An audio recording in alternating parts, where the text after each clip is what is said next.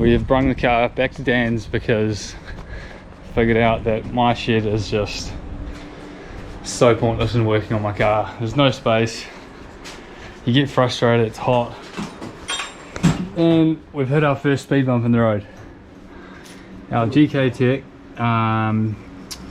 spaces for the calipers to run on the with the GDR rotors aren't going to suit because of the TDP knuckles, which is real frustrating. Factory knuckles, this is still factory position here, but they're not as fat, they're about half this width. So when the bracket, wherever that's gone, that there should be it should bolt like this. It can't bolt like this because then it offsets the brake caliper. So unless I find R33 GDR calipers, then I can't run these, and I can't run these, and I can't modify these, and I definitely can't really, probably can't even modify those either. So we're going to have to resort back to the factory size, or yeah, I don't know, stalemate. But it's D-Day almost. Chuck a dash in, bolt my seat in, get it looking somewhat presentable. Got the rears half on, about to drop the other sides on now, and then yeah, give it a well overdue wash, and then hopefully get some snazzy little snippets from Thomas Falconer. He's going to be shooting it hopefully the Savo once he gets over from Rotorua. So yeah.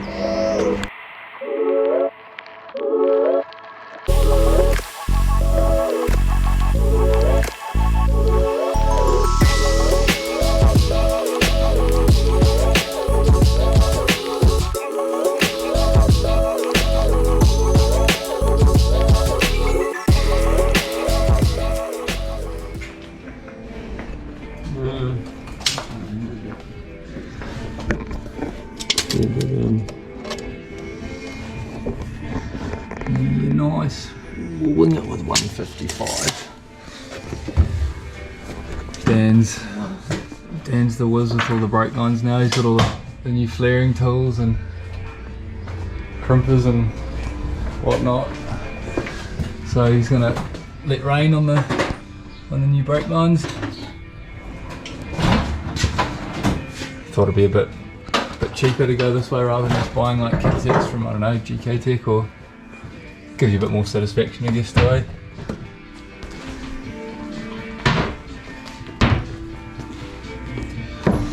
There you go. Where's your other one? Oh, that one. Is it this one?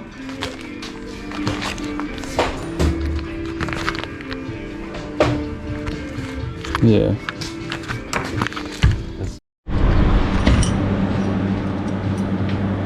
There's my spanner. Spanner's over there.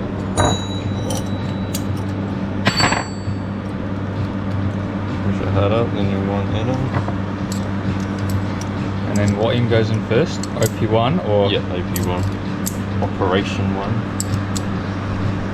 And then flip it around to flare the other way. 2 seconds, we're good. And that one there is set the depth for the brake line up. Yep.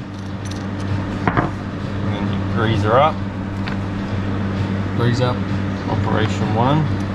So it's a bit much. And then that flares it outwards though. Yep. And then when you flip it around, it domes it in. Like yep, does the double flare. Otherwise this one just does a single flare. Gotcha.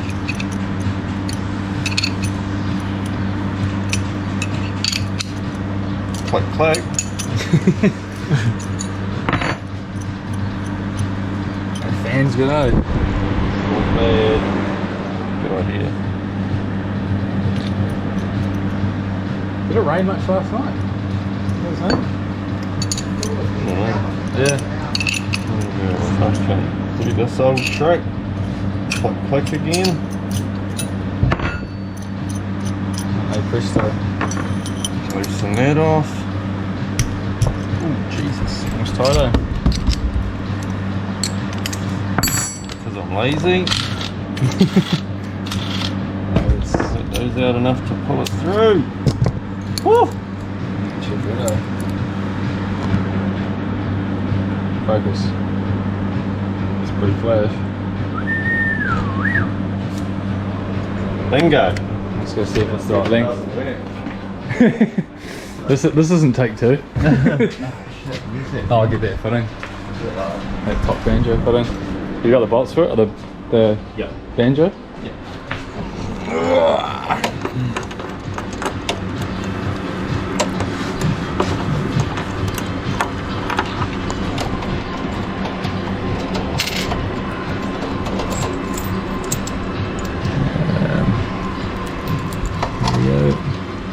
Guys, you want to thread that on? Yeah, I might. Where's that?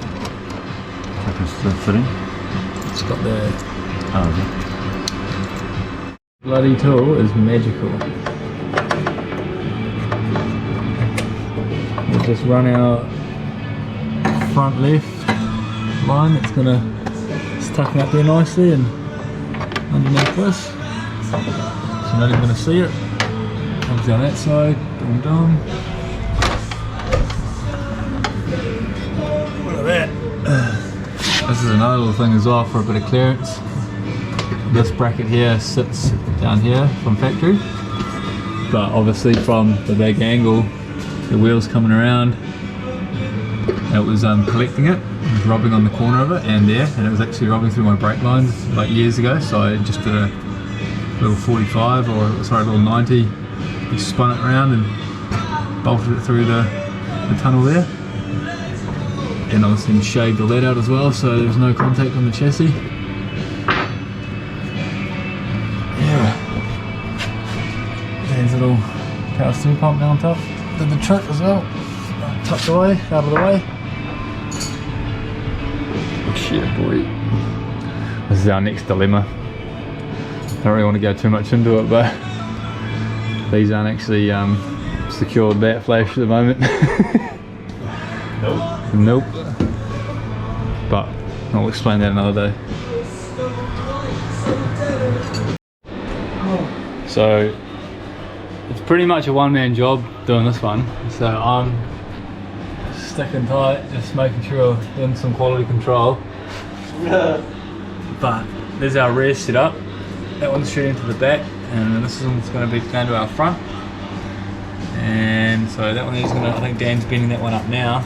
It's going to go down in there, and then this one here is going to come up and across, and then just underneath this seam here, and then down, and there's that hole fucking through there. Yeah, I don't know, I might just do a little to-do list. We knocked out our first list. Revolve brakes, interior assemble, that's all done. We're going to leave the AccuSunk mount to the last.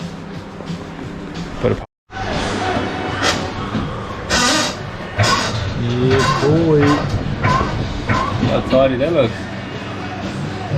Up and around in there.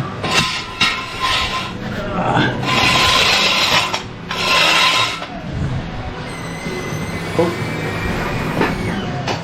That one's a bit on the bears, but up and around there. P-clipped under there. Down and around. Oh.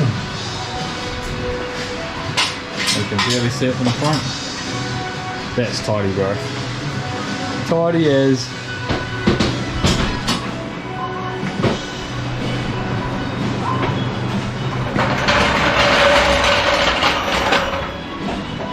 You just want to push it in straight, or just Yeah, might do. wheel it straight out?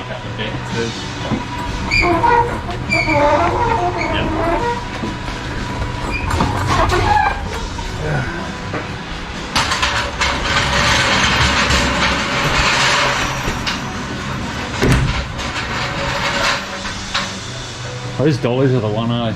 Yeah. They're pretty handy.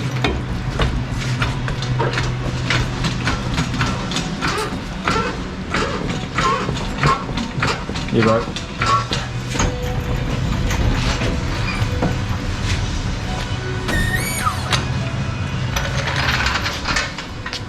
Day for it.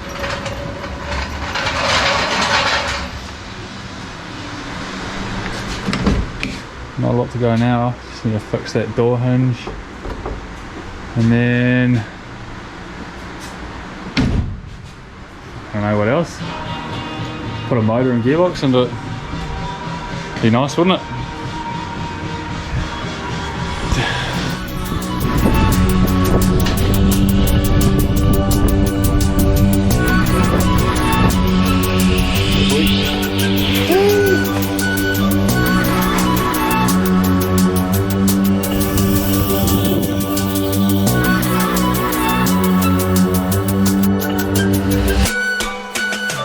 Traveling in a fried-out combi on a hippie trailhead full of zombies. I met a strange lady, she made me nervous. She took me in and gave me breakfast.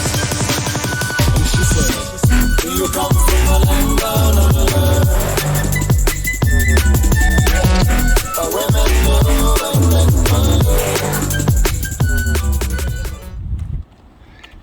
You know what you're doing there, bro?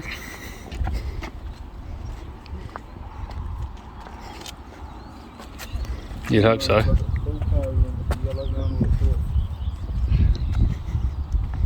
This turd is well and truly polished right now. You make this look like $1 million bucks, bro.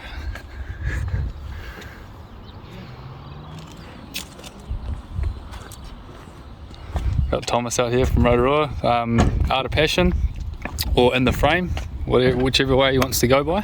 What do you go by these days, bro? Depends what I'm doing. Depends what you're doing. Weddings, he's weddings, motorsport, mountain biking. He mainly goes under Art of Passion, so look him up. He's gonna be hanging around. Hey. Yeah, what do you Oh, no, I was just wondering. Ball of shit.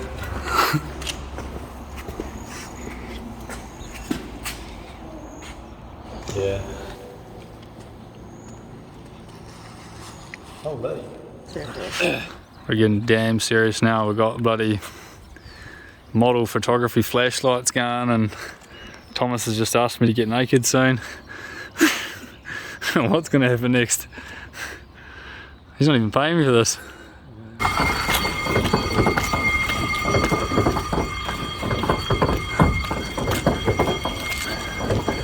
Got to get that shot. If it was far away, we would have been done by now. But Thomas, spin it around. I think now, Thomas is a bloody perfectionist. We'll let him decide where he wants it. Come on, bro. Where are you?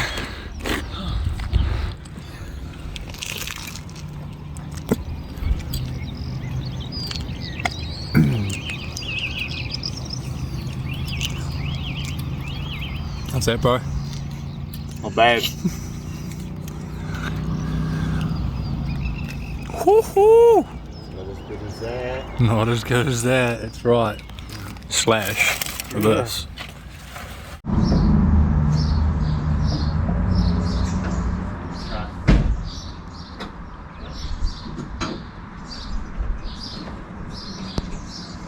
Yeah.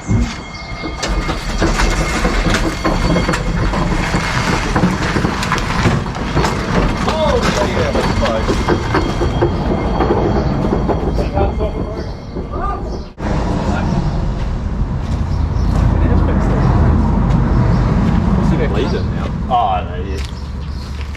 Well, that didn't work. We should have planned. We ended up all the way down. I was just meant to stop here and ended up all the way down there. I should probably fix my handbrake, eh? Oh, First stitch up, or main stitch up. This thing is all the way down there with the runaway because it had no brakes, because we thought we were going to be able to stop it on the flat up here. But no, I didn't want to drive it in here because it would have just gone straight through the block wall on the other side or destroyed the front. So I had to let it go all the way down there. And now the next stitch up is the two-wheel drive Ranger and the two-wheel drive Hiace are going to have no chance on pulling it up the grass here. I know it doesn't look steep, but this is like curved enough for you to skid up as soon as you get up here to stitch up. So I'm either gonna have to wait until it stops raining or call in favour of a full drive, mate. Shit. Bit of a process that one, but we got it. Couple little skiddies to get Dan to come back to the range. You got it though. Have faith in the old two-wheel drive, baby. Tied her up, load her back in. Ah, beauty.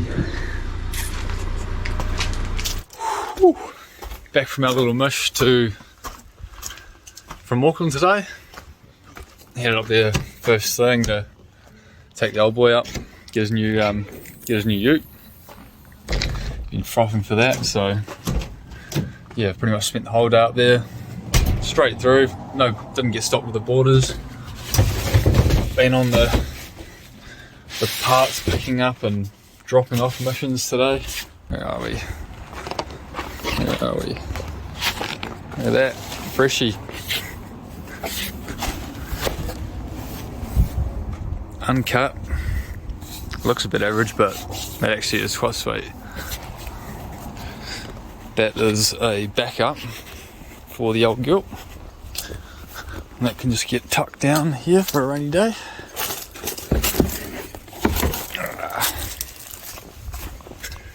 And what else have we got? I'll go pull it up now. I'm excited about this. Been hanging out to see. I'm not hanging out to see it, but stoked. It's been sitting up at Brian's shop for however long. He's actually starting to stock up now on these. So if you're in the market for one, definitely look no further. My Sparky, Stu at Precision Wiring, he was another man who was on my case for some time, telling us, oh, these are the next best thing. What have we got? Bit of a pin out. I ended up going with the Max ECU Sport. Yeah.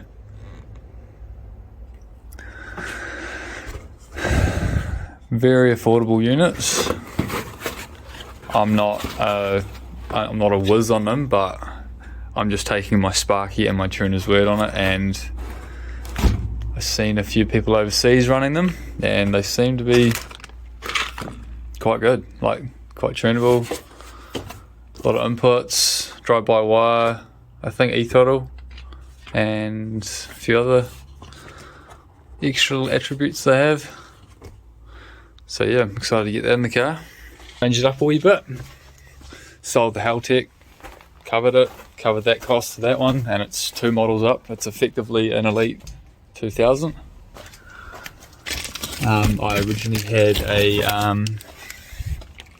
had a Elite 750, so, and it was maxed out. It was choco. I had nothing else.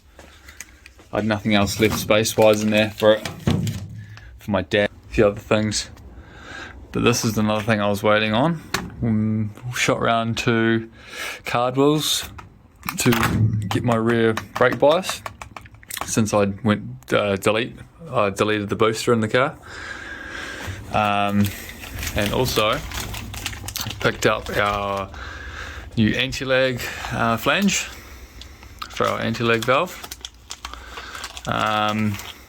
Yeah, I thought when I bought the valve that it would have come with one of these, but it didn't, so yeah, had to get that. Shiraz at True Boost got me onto getting that because I had forgotten it. I went up to his shop and he was looking through all my bits, and that was the one thing that was missing. He's like, that's my key part, bro, I need that. So that's all sorted. Car is back in what's going on here? Back in my little shed. All my space. It's the only downside about this little shed. We're like a foot, if not less, in the front. and then like walking distance each side of the car, and then at the back where, yeah, foot's width. So definitely get over working in the car in here some nights. I really need another shed. That's the goal. One day. Have plans to do something down here, but it'll all come in good time.